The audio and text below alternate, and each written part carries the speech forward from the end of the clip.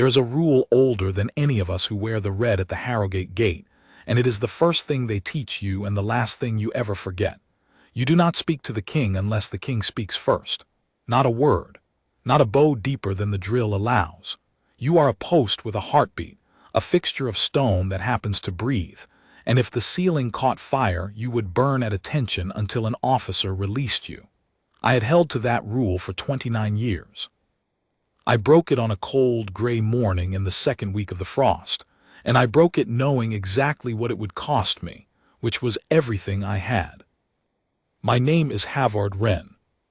I was, at the time, the senior warden of the East Colonnade, a man 3 months from his pension and the small stone cottage in Ravensmere that a warden's pension buys, and I want that understood from the first, because whatever else you decide about me, understand that I had nothing to gain and one quiet good life to lose.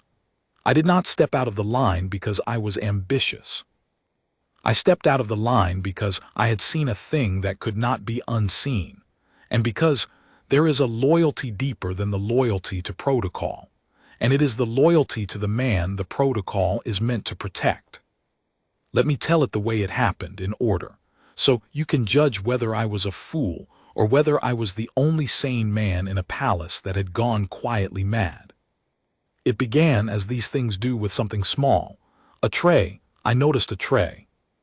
King Alaric of Eldermore was not an old man that winter, not truly, but he had begun to move like one, and the whole house pretended not to see it. He had been a broad and roaring king in his prime, a man who could fill a hall with a laugh and empty a council with a look, the sort of sovereign a warden was proud to freeze half to death for. When the late Queen Isolde had lived, the two of them together had been like a hearth you could warm your hands at from across a courtyard. Then Isolde had sickened, and Isolde had died, and the king had grieved in the way that strong men grieve, which is to say silently and badly and alone, and into that silence had come the woman who was now Queen Consort, Morwenna. I will try to be fair to her, because a warden who cannot be fair is only a gossip in a good coat, and I have known too many of those. Morwenna was clever. She was beautiful in the way that is designed rather than born, every angle of her a decision.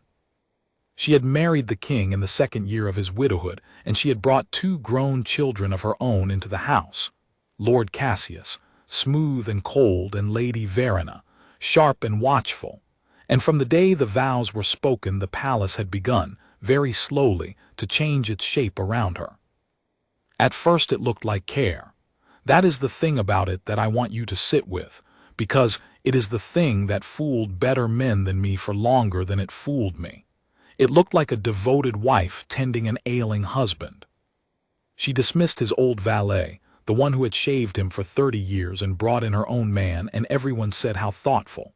She thinned the king's counsel, said he tired too easily, said the long sessions were bad for his heart, and she was not wrong that he tired, and so no one argued. She moved his private study to a warmer wing, farther from the crown prince's apartments, and said it was for the drafts. She had reasons. She always had reasons, and every reason was reasonable on its own, and it was only when you laid 100 of them side by side, the way a warden with nothing to do but stand and watch a corridor eventually does, that you began to see the shape they made. The shape they made was a wall, and the king was being walled in. The tray. I promised you the tray. It was a Tuesday, and I had drawn the dull duty of the physic corridor, the passage that ran from the royal apartments down toward the still room where the household remedies were kept, and the king's physician, Master Oren, mixed the tonics that were meant to steady the old man's heart. I had stood that corridor 100 times. It was the sort of post where nothing ever happened, which is precisely the sort of post where a warden's eyes go quiet and his mind goes elsewhere. And I was thinking, God forgive me, about my cottage and my pension, and whether the roof would need doing before the spring. The physician's assistant came down the corridor with the king's evening tray, a cup covered with a small silver dome. And I noticed, the way you notice a button undone on a man you have watched dress every day for a decade, that it was the wrong assistant. Not Oren's steady young apprentice, the one with the ink-stained fingers who always nodded to me. A new man. One of Morwenna's, in the gray of her personal staff, carrying the king's physic where no one of her household had any business carrying it. I said nothing. It was not my place. I only marked it, the way you mark a stone that has shifted in a wall, and I let him pass, and I told myself it was nothing.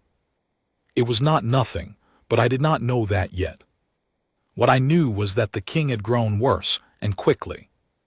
In the space of a single moon, he had gone from a man who tired to a man who trembled, from a sovereign who forgot a name now, and then to one who forgot which day the council sat, who repeated himself, who looked at his own son across the supper table sometimes with a kind of vague and frightened courtesy, as though he could not quite place him.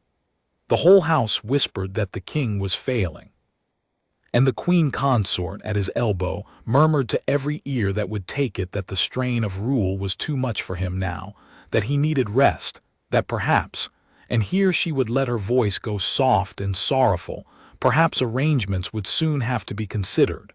For his sake, for the sake of the realm. Arrangements. I have heard armies described with less menace than she put into that one gentle word. Because here is the thing the whispers were building toward, and any warden who kept his ears open knew it. The law of Eldermore holds that if a reigning king is judged unfit to govern, the regency passes to the crown prince, and Crown Prince Rowan was a grown man, strong and grave and beloved, and he would have made a fine regent and a finer king after. That was the natural order. That was the wall Morwenna could not simply walk through. But the law also holds that the king himself, while still in his right mind, may name a regent of his own choosing by his own hand and seal, and set aside the natural order, and that such a naming, once sealed, stands. Do you see it now? I did not all at once. But I began to. If the king, in a moment of trembling confusion, could be brought to set his seal to a document naming not his son but his devoted wife as regent, or naming a council she controlled, with her son Cassius at its head, then when the arrangements finally came, when the king was quietly declared unfit and put to bed in a warm wing far from anyone who might question it, the realm would not pass to Rowan. It would pass to her. And a regency, once it has its hands on the treasury and the seal and the army's pay, is a very hard thing to give back. I did not have the document. I did not have proof. I had a tray carried by the wrong man, and a king who was failing too fast, too conveniently, and a cold feeling in my chest that I could not drill away. And I had more than anything, the thing that a warden is not supposed to have and cannot help having after enough years at the same post: love. I had loved that king. I had stood in the rain for him, and in the snow for him, and I had watched him bury a wife he adored, and I could not stand at my post and watch him be robbed of his own mind and his own realm while I told myself it was not my place. But I was not a fool. I knew what I was and what I was not. I was a gate warden, the lowest kind of officer, a man whose word against the Queen Consorts was less than nothing. If I went to my captain with a story about a tray, he would send me for a physician of my own. If I went above him to the chamberlain answered to Morwenna now half the court did, and the story would be back in her ear before the ink dried, and then it would not be my pension I lost.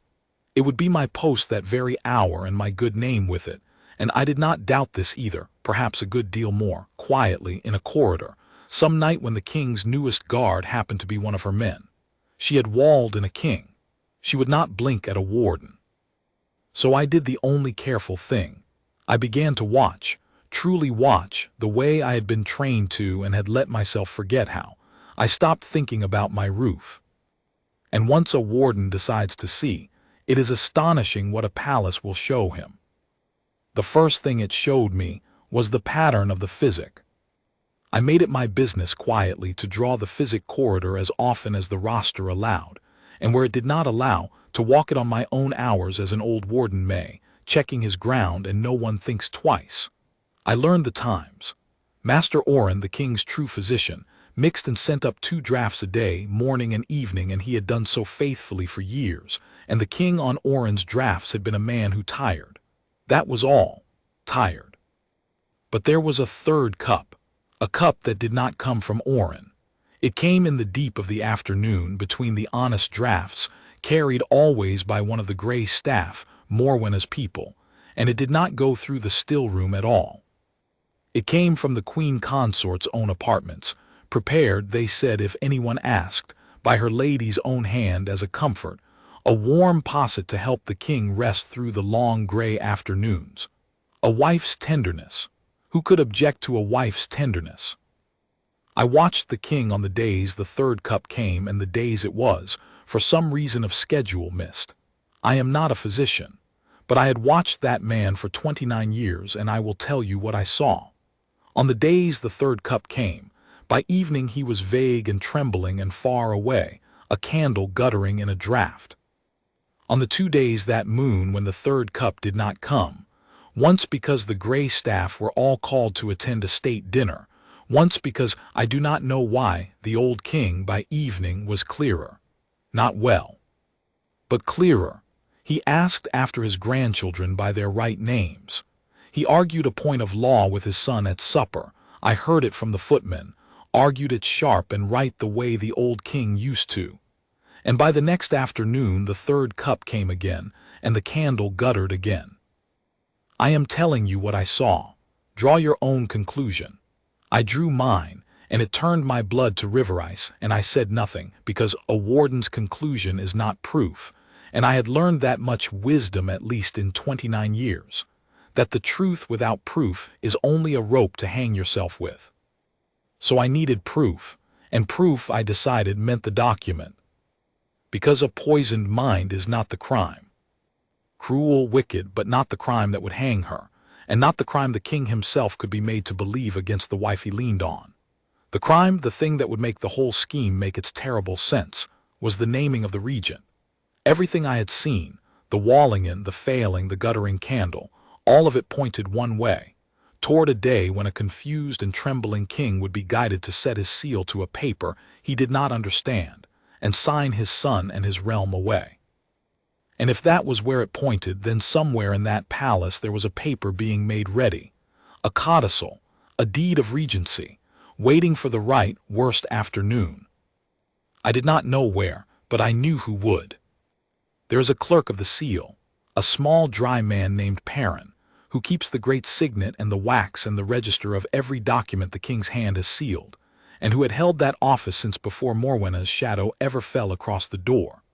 Perrin was old, older than me, a man of paper and dust who loved the law the way I loved my post, blindly and wholly, because it was the thing that had given his small life meaning.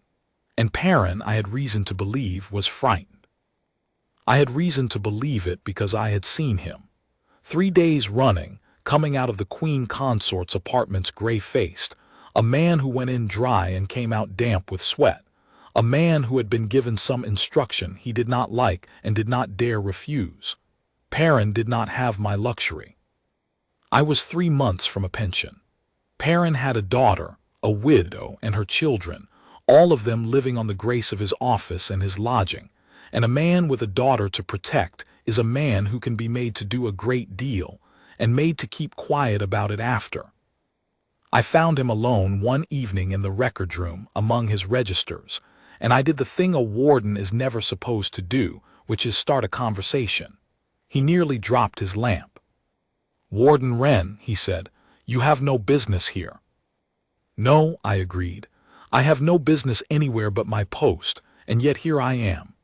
I closed the door behind me gently so it would not sound like a threat, and I stood the way I stand, still and easy, so he would know I meant him no harm. "Perrin, how long have we both worn this house's cloth?" He did not answer. His eyes went to the door, to the window, everywhere but to me. "I have watched you come out of the West Apartments 3 days running," I said, looking like a man walking away from his own grave. "And I think I know why, and I think you cannot say it, and I am not going to ask you to. I am only going to tell you what I have seen, and then I am going to leave, and you may do with it what your conscience allows." And I told him, not all of it, the tray, the third cup, the king clear on the days it was missed. I said it flat without heat, a warden's report. And I watched the small dry man's face come apart very slowly, like a wall in a slow rain, until at the end of it he sat down hard on his stool among his registers and put his face in his ink-stained hands and made a sound I will not forget. A dry, hopeless sound. The sound of a man who has been carrying a thing too heavy for too long and has just felt someone take one corner of it. "They will ruin my Nessa," he whispered. "My daughter, her children. Lady Verena said it so kindly. She said it would be a shame if the clerk of the seal at his age were found to have made errors in the register, errors that a court might call theft. She said it smiling, warden. She said it while she poured me wine." "What did they make you do, Perrin?" For a long time he did not answer. Then he lifted his head, and there was something in his ruined old face that I recognized, because I had felt it climbing my own throat for a fortnight. The particular courage of a coward who has finally decided he would rather be ruined honest than safe and damned. "There is a deed," he said, "a deed of regency, drawn in a fair hand, every word of it lawful. It names the Queen Consort as sole regent upon the king's incapacity and Lord Cassius as her deputy, and it sets aside the crown prince entirely, the said prince being of an unsteady temper unfit to govern. That is the wording, God help me. They made me copy it into the draft register as though it were already done. It wants only the king's seal and the king's own hand beneath it. And I hold the seal." He was shaking now. "They mean to have it sealed within the week. On an afternoon, a bad afternoon, when he is not himself. They will guide his hand, and I am to witness it lawful, and the king will wake the next day and not remember signing away his son, and by the time anyone thinks to question it, it will be sealed, witnessed, and registered, and the law will be on their side. The law, warden, that is the horror of it. They have built the whole thing out of law." I stood very still in that dusty room. I had come for a suspicion, and I had been handed the whole shape of the thing, entire, and it was worse than I had let myself imagine because it was clean. There was no daggers in the dark to it, nothing a captain could arrest. It was a legal instrument, a poisoned mind, a wife's tenderness, and a frightened clerk. Laid before any court, it would look like a king's own free choice. "Where is the deed now?" I asked. "In the Queen Consort's cabinet, under her hand. I have seen it once. I could not touch it." He gripped my sleeve suddenly, the first time he had touched me, an old man's cold fingers. "Renn, do not go to the chamberlain. Do not go to the captain. Do not go to anyone in this house with a rank, because every rank in this house has been bought or frightened, and the moment you speak that woman's name to the wrong ear you are a dead man, and I am a ruined one, and my Nessa's children go begging. There is only one man in this whole palace above her reach." "I know," I said. "The king." "King," Perrin whispered, "who is not himself." And there it was, the trap, the perfect closing jaws of it. The only man who could stop it was the very man she was unmaking. "You would have to reach him," Perrin said, "on a good day, on a clear day, when the third cup has not come, and you would have to say it to his face, past every guard and lady and gray servant she has set around him, you, a gate warden, and you would have to make him believe in the space of a breath, a thing that would break his heart." Against his own wife. He shook his head. "It cannot be done, Renn, and if you try it and fail, you are finished, worse than finished." I thought about my cottage. I thought about the roof I would never fix now. I thought about 29 years of standing still, and about the one time in all those years that standing still would be the same as helping her. "Then I had better not fail," I said. I did not sleep that night nor the next. A man plans best when he stops pretending he has more time than he has, and I had, by Perrin's word, less than a week. I laid it out in my head the way I would lay out the defense of a gate. What did I need? 3 things. I needed the king clear, which meant I needed to reach him on a day the third cup had not come, and better still to make sure it did not come. I needed proof I could put in his hand, because my word alone would be a warden's word against a queen's, and would blow away like smoke. And I needed to get past the ring she had drawn around him, close enough to speak, in the one narrow window before her people took me by the arms and walked me out of his life forever. 3 things, and I a man of no rank, and less than a week, in a palace where half the doors answered to her. I will not pretend I found some brilliant scheme. I found only a warden's plan, which is a plain and stubborn thing. I would use the one asset I had, which was that I was invisible. Nobody watches a gate warden. A gate warden is furniture. I had stood in that palace for 29 years, and I could have told you which flagstone by the west stair rocks under a boot, and which servant's passage the gray staff used to carry things they did not want seen, and I could have named the hour the king, on his clear days, was left most nearly alone. There was one such hour. Every morning, weather permitting, before the court woke and the ladies gathered, the old king took a slow turn in the king's privy garden, the small walled garden off his own apartments that had been Isolde's garden, that he still walked in every clear morning because, I think, it was the last place he could feel her. He walked it with 2 guards and no ladies. The ladies did not rise so early. And on a clear morning, before the afternoon cup, the king in that garden was as nearly himself, and as nearly alone, as he was ever going to be. That was my window, a garden that had belonged to a dead queen in the gray hour after dawn. Now the proof. The deed itself I could not reach. It lay in her locked cabinet under her own eye, and a warden caught rifling the Queen Consort's cabinet is not a warden with a story. He is a thief on the way to a cell. But Perrin had said a thing that stayed with me. They had made him copy the wording into the draft register, the said prince being of an unsteady temper unfit to govern. A draft register. That register was in Perrin's keeping in the records room, and it was, by law and custom, the king's own book, not hers. If I could not bring the king the deed, I could bring him the king's own register with that monstrous line written into it in his own clerk's hand, a line naming the sole regent, setting aside the prince, dated and entered before ever the king had sealed a thing. A line that could exist for one reason only, because someone was preparing to make it true. And I could bring the king one thing more, the thing that would turn suspicion into certainty in a father's heart. I went back to Perrin. The physic, I said, the 3rd cup, does Orin know? Perrin's eyes widened. Master Orin. No, Orin is honest, that is the point of him. He is too honest to be let near the truth. They give the king Orin's drafts, and Orin's honest drafts do him no harm, and Orin swears before any council that he has done all a physician can, and the king fails anyway. Orin is their proof that it is nature and not murder. If Orin knew of a 3rd cup, then Orin, I said slowly, is the second man who can be turned, not by fear, by honesty. It took me 2 days to get to Master Orin, because a physician is watched near as close as a king, and I could not be seen to seek him out. In the end, I did not seek him. I let him find me.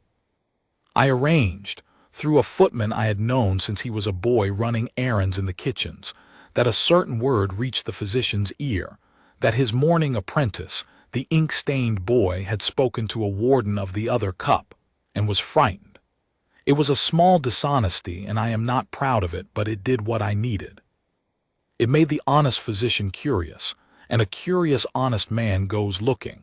And when Master Orin went looking through the still room's book of what had been mixed and sent up in the king's name, he found, as I had prayed he would, that there were afternoons on the tally when a cup had gone up to the king that no honest hand in his still room had made. Cups he had not mixed, sent in his name. He came to me himself then, white to the lips, in the physic corridor at the end of my watch, and he did not waste words. Warden Renn, you know something of a cup I did not make. I know a great deal about it, I said, and so now do you. The question is what an honest physician does with the knowing. Master Orin was not a brave man. He was worse than brave. He was a careful, precise, frightened man of science who had spent his life avoiding exactly this. But he was honest all the way to the floor, and when he understood, when I laid it out for him plainly, the 3rd cup, the king clear on the days it was missed, the deed of regency waiting for a bad afternoon, His honesty did the thing his courage could not. It made staying silent impossible for him. A man can flee a fear. He cannot flee the knowledge that his own good name, his physician's oath, is being used as the cover under which a king is being murdered by degrees. If this is true, he said, and his voice shook, then everything I have sworn to 3 councils is a lie they made me swear. My name is on it. My oath is on it. He looked at me with a kind of horror. They used me to prove it was nature. Yes, I said, they did, and you can be the man who proved it wasn't. So I had my 3 things, or nearly. I had a window, the dead queen's garden, the gray hour. I had proof, the king's own register with the treason written in it, and an honest physician ready to swear that a cup was going up in his name that he had never made, and that the king was clear on the days it did not come. And I had thinly the beginnings of a way past her ring, because Master Oren, as the king's physician, could go where I could not, and could, on a chosen morning, quietly see to it that the 3rd cup did not come, that the king, for one clear dawn, was left to be himself. We chose the morning, 3 days off. A clear cold dawn was forecast, and the court had a long night before it, a state supper for a delegation of northern lords, the kind of night that runs late and leaves the whole palace, the ladies and the gray staff and the Queen Consort herself, abed and heavy past dawn. On the morning after that supper, if the frost held clear, the old king would walk his dead wife's garden in the gray hour, and Master Oren would have seen to it that no afternoon cup had touched him the day before.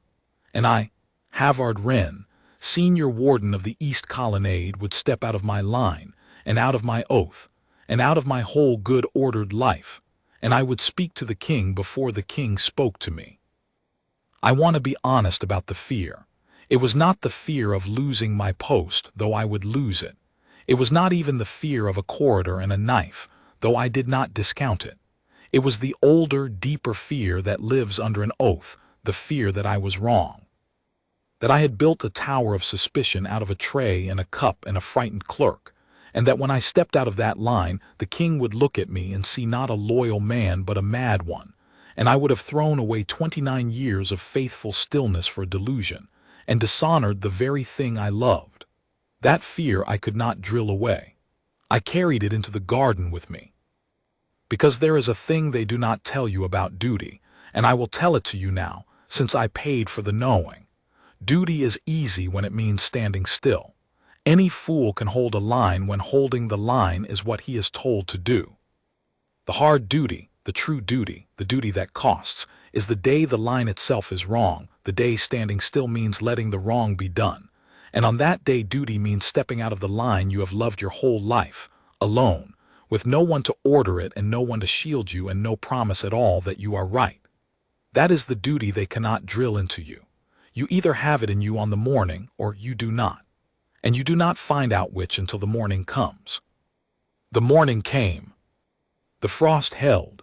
The state supper had run past 2 by the sound of it, and when I came on for the dawn watch the palace was silent as a tomb, all its clever, cruel occupants sleeping off their wine. I had traded my roster to take the king's privy garden post, a small trade, a favor called in from a fellow warden who owed me one and asked no questions, because a man near his pension likes the quiet garden posts and no one thinks it strange. So it was Halvard Renn, and one other warden, young Torvald, who stood the garden gate when the old king came out into the gray. I had the register. I want you to know how it lay on me. I had gone to Perrin the night before and I had asked him for it, the king's own draft register, and I had watched the old clerk fight the largest fight of his small life across his own face, and I had watched him lose to his conscience, which is to say win. He had wrapped it in oilcloth and put it into my hands like a man handing over his own heart, and he had said only, "If this goes wrong, Renn, tell them I knew nothing. For Nessa." And I had promised, and it was the one promise I made that week that I hoped to God I would not have to keep. I had the register under my tunic against my chest, where a warden's heart is, and it weighed more than any rifle I have ever carried. The king came out alone into the garden. That was the mercy of it and the terror of it both. He came out in a fur-collared robe, an old man walking slowly among the frost-blackened beds of a garden his dead wife had planted, and there were no ladies, no gray staff, no Cassius, no Verena, only the king and his 2 garden wardens and the gray light and the breath smoking from all our mouths. And he was clear. God be thanked, Orin had done his part and the 3rd cup had not come, and I saw it at once, the way you see the difference between a guttering candle and a lit one. He walked with his eyes open on the world. He stopped at a bed of what would be roses in the summer, Isolde's roses, and he touched a bare thorned cane with one old finger, and he stood a while looking at nothing, at everything, at the ghost of a woman among the frost, and his face was a grieving man's face, but it was a whole man's face. He was himself. He was the king I had frozen for. And I judged, perhaps a quarter of an hour before the palace woke, and the ring closed again around him, to do a thing that would end my life as I had lived it or save his. I stepped out of the line.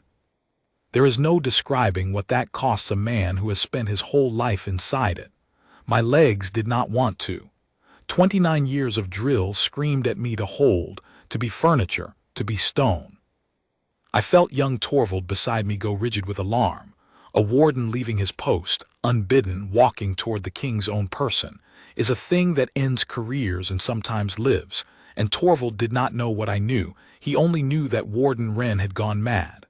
I heard him hiss my name, low and frightened. Renn, Renn, hold, and I did not hold. I walked out across the frost toward my king, and I heard Torvald's boots move, heard him start after me to stop me, to save me from myself, and I knew I had only the few strides before he laid a hand on my arm and it was over. The king turned.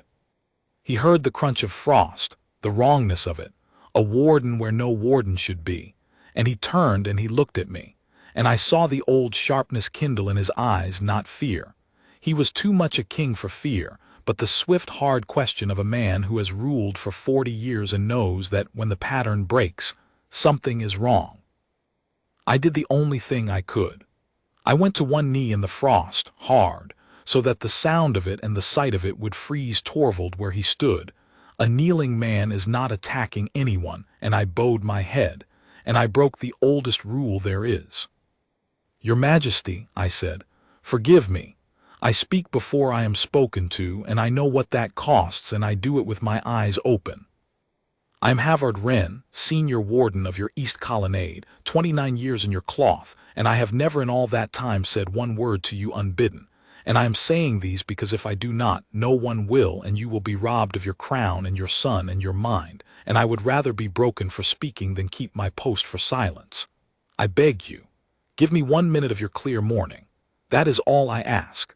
1 minute, and then do with me what you will. The garden was very still. Somewhere a bird made its cold first sound.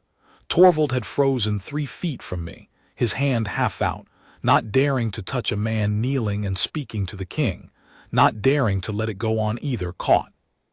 And the king looked down at me for a long, long moment, and I could not read his face, and my heart was a fist against the register hidden over it, and I thought, this is the moment, right now. He believes me or he does not, and everything turns on the next breath out of an old man's mouth. 29 years, the king said at last. His voice was rough with the mourning and with grief and with something else, something I dared to hope was memory. I know your face, warden, the East Colonnade. You stood the night my Isolde, he stopped. His jaw worked. You stood the night she died, in the rain, I remember. I came out to the colonnade because I could not be in that room, and there was a warden standing in the rain like a stone, and I stood beside him an hour and neither of us said a word, because there was nothing to say, and in the morning you were still there, soaked through, and you had not moved. He looked at me. That was you. That was me, your Majesty, I said, and my voice was not steady. You have never asked me for anything. It was not a question. No, sire.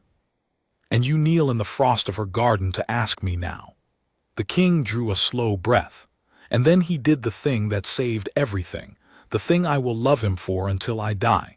He lifted one hand without turning his head, and he said to Torvald in the old iron voice of the king he had been, "Warden, stand at the gate.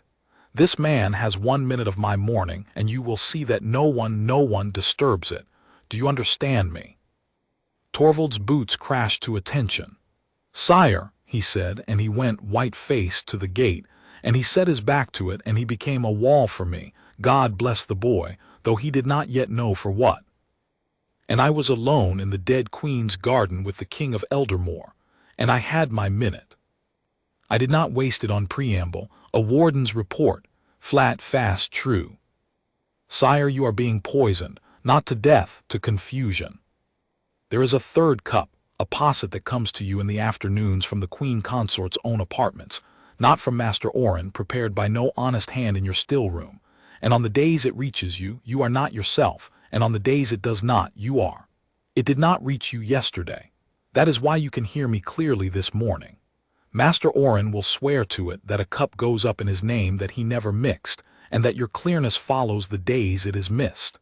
That is the first thing." The king had gone very still, not the vague stillness of his bad afternoons, the dangerous stillness of a lion. "The second thing." I reached into my tunic and I drew out the oilcloth, and I unwrapped it there on my knee and held up the register open to the page, so that his own eyes could fall on his own clerk's hand. "This is your draft register, sire. Your own book kept by your own clerk of the seal, Perrin, who was made to write into it, under threat to his daughter and her children, a deed of regency. Read the line, your majesty. Read it in the light. It names the Queen Consort as sole regent upon your incapacity and Lord Cassius as her deputy, and it sets your son aside the crown prince, being of an unsteady temper unfit to govern. Those are the words, sire, written down, entered before you have sealed a thing. It wants only your seal and your hand beneath it, and they mean to have both within the week on an afternoon, when the third cup has done its work and you are not yourself, and to guide your trembling hand to it and register it lawful before you wake. And when you wake, sire, you will not remember signing away your son, but it will be sealed, and the law will be on their side. They have built the whole thing out of your own law." I held the page up in the gray light, and I watched the king of Eldermore read it. I have stood a great many terrible watches in my life. I have never watched anything like an old man reading in his dead wife's garden in his own clerk's careful hand, the proof that the woman sleeping in his bed meant to steal his mind, his crown, and his son, and had nearly done it. I watched his face, and I saw the reading go into him like a blade going in slow.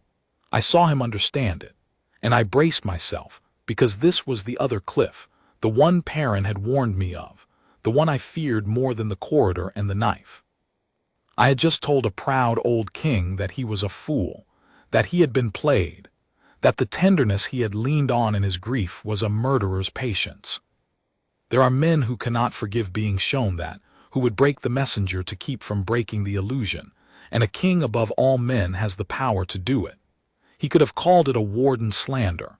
He could have called for the guard. He could have chosen the comfortable lie over the unbearable truth, and I would have been finished, and worse than finished, and so would Perrin and Oren and the boy at the gate. He did not. He stood there a long time with the register in his 2 hands. He had taken it from me gently, and he held it the way you hold a thing that has broken you. And when at last he spoke, his voice was quiet, and it was the worst quiet I have ever heard, because it was the quiet of a strong man who has just felt the floor of his life give way, and is deciding in the falling to be a king about it. "Isolde planted these roses," he said, not looking at me, looking at the black canes. "The year Rowan was born, she said a garden was a promise you made to a spring you might not see." He was silent. "I have walked here every clear morning since I lost her. I thought the mornings were clear because the grief was lifting." A terrible, small breath. "They were clear because she had not yet given me the cup." "Yes, sire," I said. There was nothing else to say. "Get up, warden." I got up, my knee wet and burning with the frost. He turned and looked at me full, and the vagueness was gone from him entirely now. There was only the king, and his eyes were wet and hard as winter stone at once. "You understand what you have done. If you are wrong, if this is a warden's fancy, a jealous servant's slander, a forged page, you have spoken treason against my queen, and I will hang you for it, 29 years or no. You understand this?" "I understand it, sire. I have understood it since the first afternoon I watched the cup go up.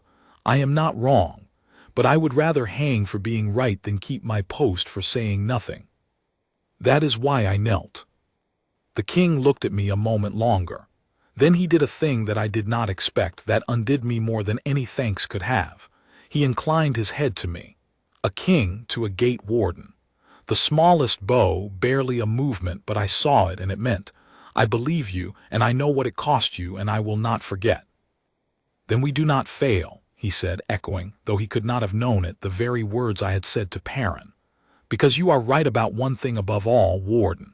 If I move against her openly, on a warden's word and a physician's fright and a page, she will call it my own madness. Do you see it? She has built that too. The moment the king rages against his loving queen and cries poison, why, that is the very proof of his unfitness, is it not? A confused old man raving, seeing murderers in his own wine. She would fold my accusation into her deed like an egg into batter. My anger is her final ingredient." He shook his head slowly, and I saw the old strategist wake in him, the man who had emptied counsels, with a look. "No, we do not rage. We let her come to the table she has set, and we change one thing on it that she does not know we know." And here, I will confess, came the setback, the moment the whole thing nearly turned to ash in our hands, because a plan made by two men in a garden must survive contact with the world, and the world does not sleep as long as you hope. We had perhaps 5 minutes more when I heard, from beyond the garden wall, the palace beginning to stir. Too early, a door somewhere, voices. And then, worst of all, at the garden gate where young Torvald stood his lonely watch, another voice, a woman's, smooth and cold and wide awake, a voice I knew and dreaded. Lady Verena, Morwenna's daughter. Up before the ladies had any business being up, and coming to the king's privy garden, which meant one of two things. Either the grey staff had noted Warden Renn's traded roster and grown curious, or, and this was the ice down my spine, they had noticed that yesterday's afternoon cup had gone undelivered, and someone had put two and two together, and Lady Verena had come at dawn to see with her own eyes whether the king, unclouded, was talking to anyone he should not. I heard Torvald's voice, young and hard and magnificent. "My lady, the king has given his order. No one disturbs his garden this hour, no one. Stand aside, warden. I am the Queen Consort's daughter and the king's own kin, and I will see the king. With respect, my lady, you will not. The king commanded it in words I will not forget, and I answer to the king. Stand aside yourself, my lady, or I will call it a breach of the king's peace, and you would not like the roster of who I must then report it to. Good boy, brave, stubborn boy, standing his own line the way I had trained 100 like him to, buying us seconds without knowing what he bought. But it would not hold. Verena would send for a captain, for the chamberlain, for her mother. The ring was closing. And if Morwenna arrived in that garden and found her failing husband clear-eyed and talking with a warden who held a register, she was clever enough and quick enough to seize the whole moment and turn it to weep, to cry that the poor king was being poisoned against her by his own servants, to have me dragged off as a slanderer and the register called a forgery, all before breakfast, and the truth would drown in her tears. The king heard it too, and I watched him make in 3 seconds the decision that saved his crown. "Warden Renn," he said, low and fast, "wrap the book, put it back over your heart. You will not be seen to have it. When she comes, and she will come, you will be a warden who overstepped, and I a king who is displeased, and you will let me be angry at you, do you hear me? Loudly. You will take my public anger, and you will bow under it, and you will go, disgraced, back to your post, and you will say nothing to anyone, and you will look like a man who has been justly rebuked for a warden's insolence. Can you do that?" I understood him at once. It was the hardest order I have ever been given and the finest. To have found the courage to speak, and then to swallow it, to be publicly shamed for the very act that had saved him, so that she would think it had come to nothing, so that she would go on believing her scheme secret and safe and walk trusting into the trap he would now build. To take the disgrace as a shield, to let the whole palace think Halvard Renn a fool who had been put in his place. "I can do that, sire," I said, and I rapped the register, and I put it back over my heart, and I stepped away from him and dropped my eyes and became once more furniture. And not a breath too soon. The garden gate opened. Verena had not sent for a captain. She had simply pushed past poor Torvald with the arrogance of her blood, and she came sweeping across the frost in a fur-trimmed morning gown, her sharp eyes taking in everything at once. The king, the warden, the distance between us, the wrongness. "Your Majesty," she said, all silk, "you are abroad so early, and in such company." Her eyes flicked to me, cataloguing me, filing me. "A warden, alone with the king's person. How very irregular. Mother would be so distressed to think of your safety, sire, among servants who forget their place." And the king of Eldermore turned to me, and he became, before my eyes, a cold and towering and magnificently angry old man. "Irregular," he said, "is a small word for it. This warden left his post and accosted my person unbidden in my private garden with some rambling grievance about his pension and his roster, as though I were a clerk to hear complaints at dawn. 29 years and he forgets himself in one morning. He looked at me with a contempt so perfectly made that, for one cold instant, even I believed it. "Warden, you have disgraced your cloth this morning. Get back to your post, and count yourself fortunate I am in a forgiving humor, and do not let me see your face out of its place again. Go." I bowed low. I let the shame sit on me like a wet cloak. "Sire," I said, thick humble, "forgive me, sire." And I turned and I walked out of that garden past Lady Verena with my head down and my ears burning, and the king's own draft register hidden over my hammering heart, and I heard her light cold laugh follow me out, satisfied. A woman who had seen an insolent old servant justly slapped down and thought no more of it. She did not know she had just watched a king and a warden shake hands over her grave. She thought she had watched nothing at all. That was the whole art of it, to win and to be seen to lose. I went back to my post on the east colonnade, and I stood at that whole long day with my face like stone, and every lady and gray servant who had heard the tale by noon. And they all had. Verena saw to that, smirked at old Renn who had made a fool of himself before the king, and I let them. And inside my chest the register beat with my heart, and I waited for the king to move. He moved 4 days later, and when he moved like the king I had frozen for. I did not see most of it happen, for I was furniture, and furniture is not admitted to a king's councils. But I have since had it from Perrin, and from Master Oren, and from Torvald who stood the doors, and from the king himself in the end, and I have set it together the way a warden sets a watch report together out of many men's pieces, and this is how it went. The king did nothing rash. That was the genius of it. He let 4 days pass, and in those 4 days he was, to all the palace and above all to his wife, a failing old man growing gently worse. He took the afternoon cup. He let it cloud him, or seemed to. Master Oren, who now knew everything, had done a quiet and cunning thing. On Oren's honest advice, the king began to take his afternoon posset in his private study, at his ease, undisturbed. And Oren, attending, saw to it, I will not say precisely how, for the honest physician deserves to keep one secret, that what reached the king's lips in those 4 afternoons did him no harm at all, while the king, God love him, played the guttering candle to perfection. He trembled at supper. He forgot a name or two. He looked at Rowan with vague courtesy. He let Morwenna murmur her sorrowful murmurs, and he let her think the fruit was ripe. And meanwhile, in the gray hours, the king made his true council. It was a strange council, the smallest and lowest a king ever kept. It was Master Oren the physician, and old Perrin the clerk of the seal, and Crown Prince Rowan, and the king's own sister, the Princess Adela, who had been kept from her brother these 2 years by Morwenna's careful walls, and who came now through a servant's passage in a plain cloak at dawn, weeping, when she learned what had nearly been done to him. And it was, I am told, the king's express command that a certain gate warden be kept out of it entirely, not from lack of trust, but from an excess of it. Renn has done his part and taken his blow, the king said. He will take no more risk from me. Let him stand his post and be safe. When it is done, I will send for him. I did not know that at the time. I only stood my post and smirked at and waited, and it was the longest 4 days of my life. The trap the king built was this. He would let Morwenna set her table exactly as she had planned it. He would let her choose the afternoon.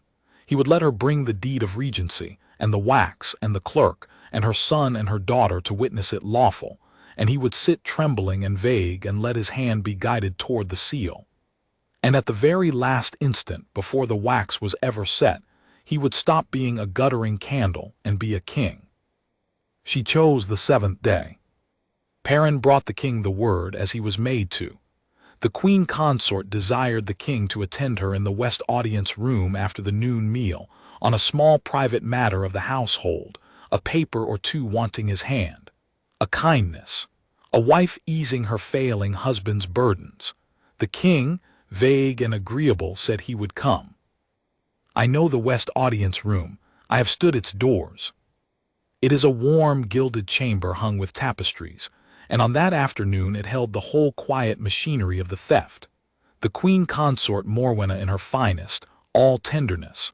Lord Cassius, smooth and ready to be deputy regent. Lady Verena, who 4 days before had laughed a warden out of a garden. 2 of Morwenna's tame household witnesses. And made to be there, white and sweating, old Perrin the clerk of the seal, with the great signet and the wax on a silver tray, and upon the table in its fair and lawful hand, the deed of regency, that named her sole regent and set the prince aside. And the king came in trembling on the arm of a grey servant, an old man being helped to sign away his son, and Morwenna rose to meet him with her softest voice. Husband, there is no trouble. Only a paper Perrin has drawn to ease your mind, so that if ever you are unwell, the household will run smoothly and you need never worry. Come, sit, just here. Your seal, my love, just here, and then you may rest. And Perrin, shaking, inked the seal and set it in the king's trembling hand and guided it down toward the wax, exactly as he had been ordered, exactly as she had planned, and the whole room leaned in to watch a kingdom quietly change hands. And the king of Eldermore stopped trembling. He took the seal out of Perrin's guiding fingers with a hand suddenly steady as the frost, and he set it down on the table, unused, with a small hard click that Perrin says was the loudest sound he ever heard, and he lifted his head, and he was not a guttering candle. He was not a failing old man. He was Alaric, king of Eldermore 40 years, clear-eyed and cold as winter stone, and he looked his wife full in her beautiful designed face, and he said, in the old iron voice that had emptied counsels, "Read me the paper, madam, aloud, the part about my son." The room, Perrin says, went to ice. Morwenna's tenderness did not so much fall from her face as freeze upon it, a mask that had ceased, in one instant, to fit. Husband. I said, read it. The part where my clerk was made to write that Crown Prince Rowan, my son, the finest man in this realm, is of an unsteady temper unfit to govern.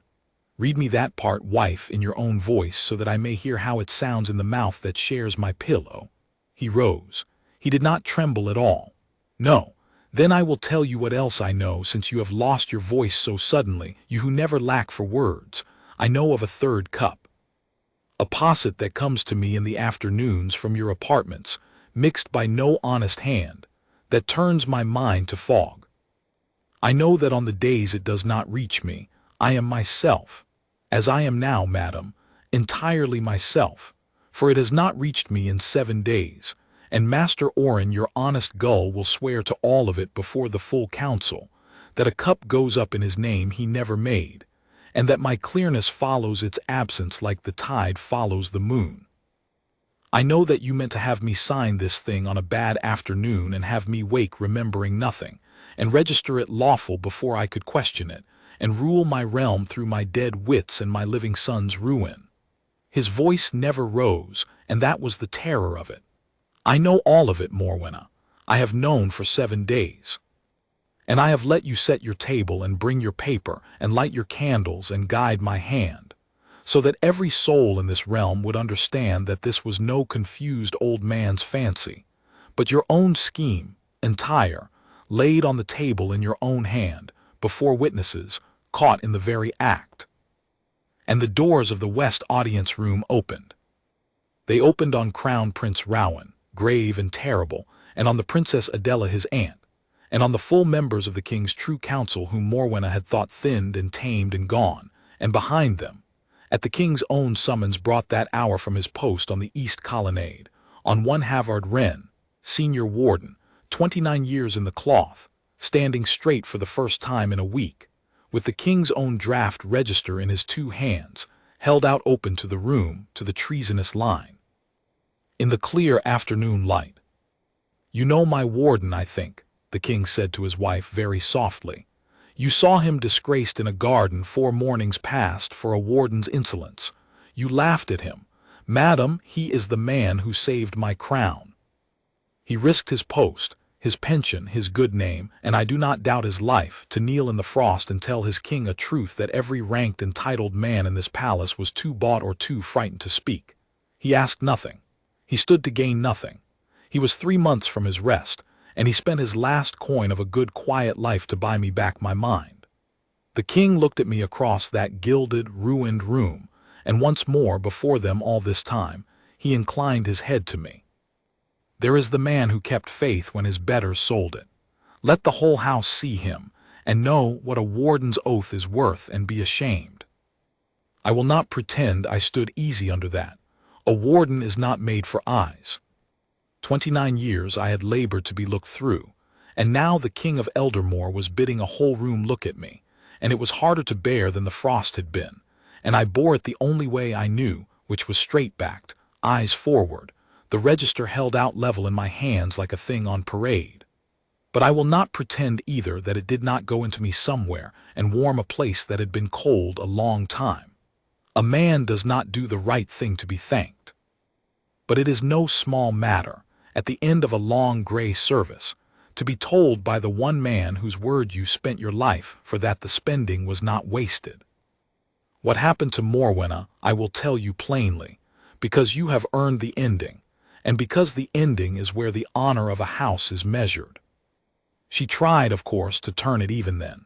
She was too clever not to try. She wept beautiful design tears, and she cried that it was a plot, that the warden had forged the register out of spite for his roster, that Oren was a dupe led by servants' gossip, that the king in his poor confusion had been poisoned against his loving wife by the very people who meant to seize his mind for themselves. She was good. If she had had a fog-clouded king to say it over, or a warden's word alone to say it against, it might even have worked. That was the whole horror of the thing she had built, that it was made to survive an accusation. But the king had not accused her in a rage on a bad afternoon. He had let her lay the whole engine on the table in her own hand before the finest witnesses in the realm. His son, his sister, his honest physician, his clerk, and his true counsel, and then sprung it clear-eyed, and there is no weeping past that. Perrin, shaking but at last unafraid, laid open the register and swore how he had been made to write the line, and named the day Lady Verena had smiled and poured him wine, and threatened his daughter's children with a court. Master Oren, white and trembling and honest to the floor, swore to the 3rd cup and the king's clearness on the days it was missed, and swore that his own oath and name had been used without his knowing to prove murder was nature. And I said only what a warden says, which is a report, the tray, the wrong assistant, the pattern of the physic, the days the candle guttered and the days it did not. Flat, true, it did not need dressing. Against all of it, the beautiful tears ran out of power. There is a moment when a lie has nothing left to stand on, and Morwenna, who had ruled that palace 2 years by the strength of her voice, felt the floor go out from under her voice and stopped, and in the stopping the whole house saw her at last, entire. And it was the most terrible thing of all, not the tears, but the silence after the tears, when even she could no longer pretend. The king did not hang her. I will be honest that a part of me, the cold warden part that had watched an old man he loved be robbed of his mind by degrees, wanted him too. But the king was a better man than my anger and a wiser one. To hang a queen consort is to shake a realm, and a realm shaken invites worse than one wicked woman. And there was, besides, the mercy of a man who had once, in his grief, truly loved her, or loved the tenderness she had counterfeited, and could not forget it entirely even now. So he did the harder, quieter, more complete thing. He stripped her, by the full and witness judgment of the true council and his own sealed hand, of every office, honor, and standing she held. The marriage was set aside, the grounds were there tenfold and lawful. She was removed from the king's house and from the capital entirely, to a distant and modest holding in the cold north, to live out her days under watch, with a small allowance and no power and no voice and no return, which for a woman built entirely of ambition and designed angles was, I think, a colder cell than any stone one. Lord Cassius, who would have been her deputy regent, was stripped of his court rank and sent with her. His smoothness bought him nothing in the end. Lady Verena, who had threatened an old clerk's grandchildren over poured wine and laughed a loyal warden out of a garden, was likewise put down and sent from court, and I confess I did not grieve to see her go, and I do not think you will either. And the deed of regency, the fair, lawful, monstrous paper that had so nearly changed hands with a kingdom, the king burned it himself. He did it in the great hearth of the council chamber before the same witnesses, and he made Perrin watch, so that the old clerk who had been forced to help make it could see it unmade, and Perrin wept. And the king put a hand on his shoulder, a king to a clerk, and said, "You did a brave thing at the last, Perrin, and a brave thing at the last is what a man is judged by. Your Nessa and her children are under my protection now, and will want for nothing while I live." And that, I am told, undid the old man entirely, and it undid me a little too when I heard it, for I had promised Perrin I would say he knew nothing, and it turned out I never had to, because the king had understood the whole of it, and understood a frightened man threatened through his grandchildren, and judged him by the courage of his last act and not the fear of his long silence. That is a king.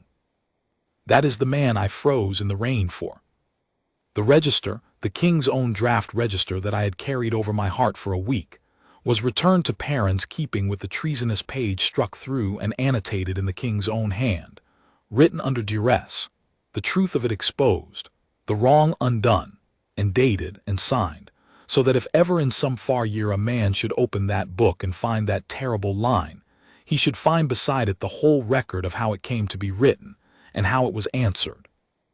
The king said the record must stand, all of it, the wrong and the righting both, because a house that hides its wrongs learns nothing, and a house that records how it set them right teaches its children how to be brave. I have thought about that a great deal since. I think it is the wisest thing I ever heard a man say. For the crown prince, it was the making of him in the eyes of the house. Rowan had been beloved but untried. Now the whole realm knew he had been set aside by a scheme and restored not by his own hand but by the loyalty of the small and the low, a clerk, a physician, a gate warden, and he took that lesson deep. On the day the king formally reaffirmed him as heir, before the full court, Rowan came down from the dais, which princes do not do, and crossed the floor to where I stood at the door being furniture, and he stopped before me, and he said so that all could hear, "Warden Renn, when I am king, I mean to remember that the man who saved my father's crown, and my inheritance and very likely my life, was a warden 3 months from his pension who had nothing to gain and everything to lose and did it anyway and asked for nothing. I will try to be a king worth that. Will you hold your post long enough to see me crowned?" And I, who am not a man of words, said the only true thing in me, which was, "As long as you'll have me, Highness, and gladly." And I meant it, and the pension and the cottage could wait, and did. They tried to promote me after. The king wished to make me a captain, and offered me a house in the good quarter, and Princess Adela, who had wept in a servant's passage and then stood like iron in the council, pressed a purse on me that would have re-roofed a dozen cottages. I took the purse, because a man is not a fool, and I sent most of it to Perrin's Nessa, and to the ink-stained apprentice boy whose imagined fright had turned an honest physician. For they had earned it as much as I, but the captaincy I would not take, and the house in the good quarter I would not take, and I think the king understood why before I did. I did not step out of the line for rank. I did not break my oath to climb by it. A man who is rewarded for doing right learns a little to do right for the reward, and I did not want to learn that. I wanted to stand my post, my own plain post, the east colonnade as I had for 29 years, and finish my service the way I had spent it, and go home to Ravensmere with clean hands and a cottage roof I would mend with my own money and no one else's. The king heard all this. I fumbled it out badly, kneeling, being no orator, and he laughed, the first true laugh I had heard from him in 2 years, the old roaring laugh that used to fill a hall, and he said, "By God, Renn, you are the only man in my realm who ever refused me twice in a fortnight and was right both times. Keep your post, then, you stubborn old stone. But you will let me do this much."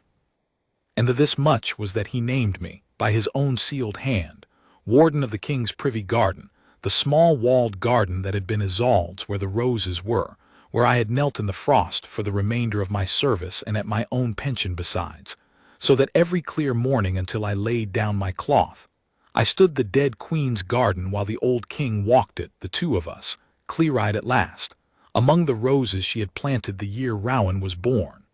We did not speak much. A warden does not speak unless the king speaks first, and I had learned my lesson about that rule and unlearned it and learned it again, and I kept it now the right way, which is knowing exactly when it must be broken and never breaking it any other time. But some clear mornings the king would stop at Isolde's roses and touch a cane and look at nothing, at everything, at the ghost of a woman among the leaves, and once, only once, he said to me without turning, "She would have liked you, warden. She had no patience for clever men and every patience for true ones." And I said, "Thank you, sire," and we stood there in the good morning light, and that was all, and it was enough. I have told this plainly because I want no legend made of me. I was not brave the way the songs mean it. I was frightened the whole time, frightened of the corridor and the knife, frightened worse of being wrong, frightened worst of all of throwing away a good life for nothing. Courage is not the absence of that. Courage is the tray you cannot stop noticing, and the cup you cannot stop counting, and the morning you finally step out of the line you have loved your whole life, because staying in it has become the same as helping the wrong be done. Any man can hold a line. The whole trick of an honest life is knowing the one day you must leave it. They ask me sometimes, the young wardens, Torvald and his lot, who have made me into a story I do not recognize, whether I would do it again, knowing all it cost and all it nearly cost. And I tell them the truth, which is the last thing I have to give you. I did not risk my career to warn the king. That is what the palace said of it, and it is not wrong, but it is not the whole of it either. A career is a small thing. I risked it, yes, and I would have thought nothing of losing it. What I truly risked was the thing under the career, the quiet certainty a man builds over 29 years that he has kept his oath and done no wrong and may lay down his cloth with clean hands. To step out of that line was to gamble that whole clean life on a tray and a cup and a frightened clerk's word, and to be willing, if I was wrong, to have it all end in disgrace. That is what I put on the table, not my pension, my peace. And I would do it again, every cold morning of it, because I found out, kneeling in the frost of a dead queen's garden, the thing they never managed to drill into you and you have to learn for yourself or not at all, that an oath to stand still is only ever an oath to stand still for something. The stillness is not the loyalty. The thing behind it is the loyalty. And on the day the two come apart, the day the line and the thing it was meant to guard point in different directions, a man must choose the thing and not the line, or his whole disciplined life was only a beautifully kept nothing. I chose the thing. I would choose it again. And on the clear mornings in the garden among Isolde's roses with my king walking whole beside me, I know I chose right, and it is the only reward I ever wanted, and it is more than enough. That is the whole of it. A warden noticed a tray, and a kingdom did not change hands. Sometimes that is all honor is, a plain man at a plain post who would not look away.